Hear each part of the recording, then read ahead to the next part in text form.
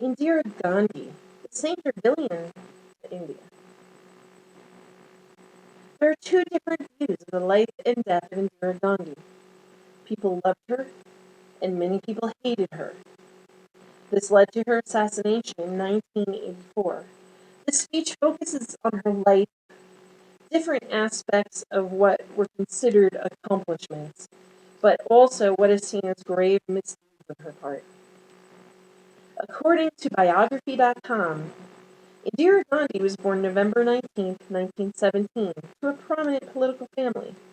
Her father, Prime Minister Nehru, was the first Prime Minister of India. This was after Great Britain decolonized India. Indira Gandhi married Perez Khan, who was a Muslim. She asked him to convert to Hinduism and change his last name, and he did both. He took the last name Gandhi, which was a prominent Hindu last name. Thereby, she became Indira Gandhi. She served 3 consecutive terms as Prime Minister from 1966 through 1977. She then lost an election and became Prime Minister again in 1980, and she was assassinated in 1984. The New York Times believed Indira Gandhi to be strong-willed and one of the most commanding figures in modern history of India. Her goals were to control overpopulation, decrease hunger among her people, and to help end the religious strife. The BBC proclaimed that by virtue of being Prime Minister of India, one of the largest democracies in the world, that she was able to make a significant contribution to their international relations. She enjoyed well-deserved prestige and profound respect in the international scene. The United States was not one of the countries that she maintained good relations with. However, in 1971, she enacted a treaty of friendship with the Soviet Union.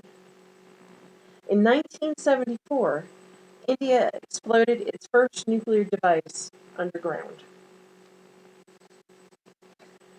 Articles from King's College provide that Indira Gandhi was accused of trying to build an Indian dynasty, almost like a royalty position.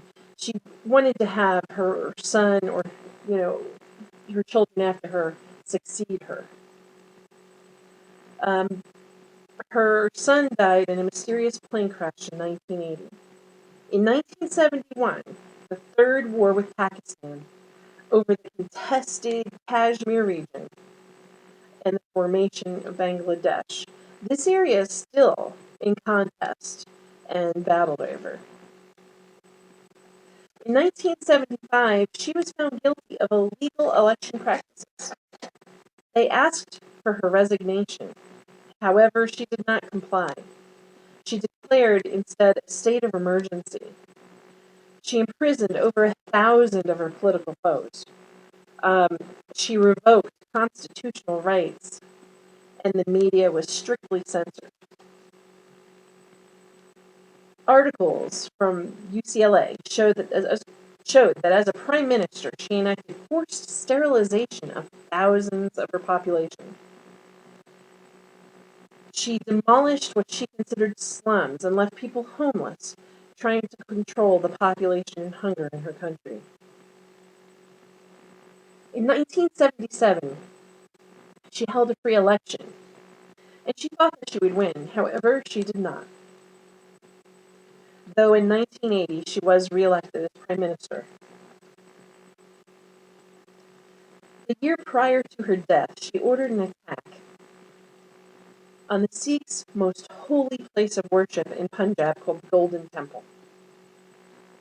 She tried to crush what she called terroristic militants, and she felt they operated from this temple, and this sect was believed to be responsible for attacks on Hindus as well as moderate Sikhs.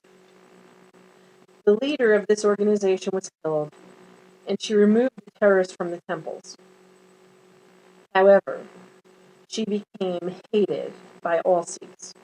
for what they saw as the desecration of their most holy site.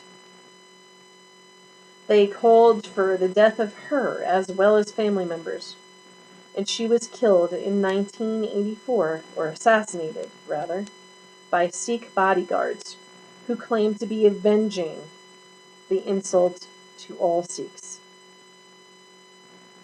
Indira Gandhi's career was turbulent and filled with controversy.